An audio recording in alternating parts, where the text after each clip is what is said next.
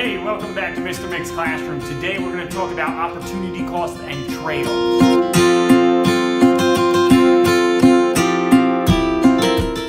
So these are important because you have to understand when you buy something, you're giving something else up. That's in every case, anytime you spend money, you are giving up something else. You are not able to buy something else. And that's what we're going to talk about today. So the idea is that even if you have somewhat fluctuating income, even if you're hourly or a salesperson, still typically on average each month you're going to have a certain amount that you're going to have for your budget. You will have a finite amount of income. So if you make $2,000 a month, if your take-home pay after taxes is $2,000 a month, when you're making your budget, you have to say, okay, this is all I can spend. So if you spend $5 on a latte, or if you spend $100 on a new dress, or $120 on a new pair of shoes, that's money that you can't spend somewhere else. So that $5 you spend on a latte each day is $5 you're not spending somewhere else. And that's the idea of trade-offs. It's either $5 that you're not buying something else with, or $5 that's not going into emergency savings. And as I've talked with previous videos, the emergency savings is really important because we're gonna have bad stuff happen.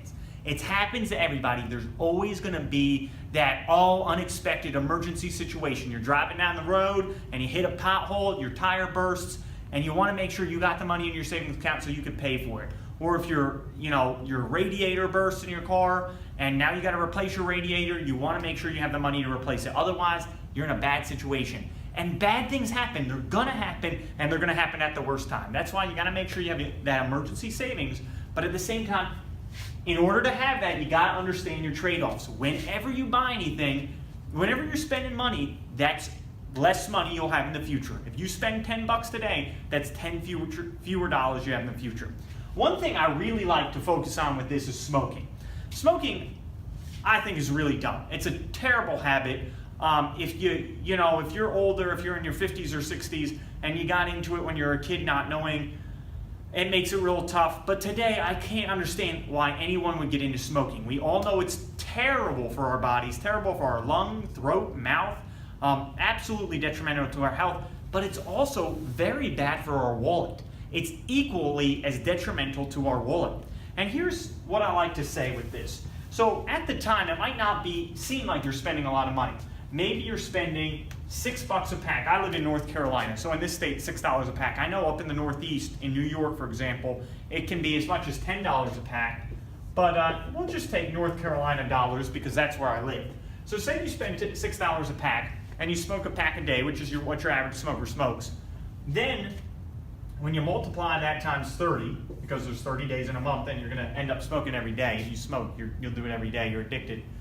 So per month, you spend $180. And then when you multiply that out again, times 12 to see how much you're spending a year on your smoking habit, we see that you end up spending just about, I like using round numbers just because it makes a whole lot more sense to everybody, but we see that you end up spending around $2,100 a year. $2,100 a year for smoking, for polluting your body, for making your health worse off. And these are including the health costs that you're going to have with smoking, right? Because you will. This is just buying the cigarettes. That's it. And so when you really think about that, if you're smoking, think of what you're giving up. Think of what every year you're giving up. The $2,100, if you have a family, you could go on vacation for that. You could take your kids down to Disney World. If you're a single person, you probably could do a Euro trip. You definitely could go down to South America and have a good time down there. You could go explore out west, go to California, maybe visit Yosemite. Easily, on $2,100, there's a lot of things you could do. So when you're smoking, you're giving up that vacation. You're giving up that down payment on a car. That's what you're giving up. So you've got to recognize that. That's what trade-offs are. By continuing to smoke, you are giving up this $2,100 a year. And again, if you live in the Northeast, it's more like $3,600 a year because your cigarettes are even more expensive. So that's the idea of trade-offs. Whenever you're spending money, you are giving something else up. It's the same with time. It's finite. You only have so much. Throughout your lifetime, there will be a finite amount of money that you'll make. And we got to understand that there's always going to be trade-offs. Don't think of it as, oh, I can always make more. you're always going to have more expenses too. So there's always trade-offs. If you buy something, you are giving something up. So you just need to recognize that. Opportunity costs are what you're giving up, the value of what you're giving up. So if to you, smoking is worth giving up that vacation, right? Giving up that trip to Florida with your family, that's something you got to decide. I couldn't imagine it is. I realize it's more of an addictive thing. You're in it and it's hard to get out. So you got to try to get out because it doesn't seem worth it to me.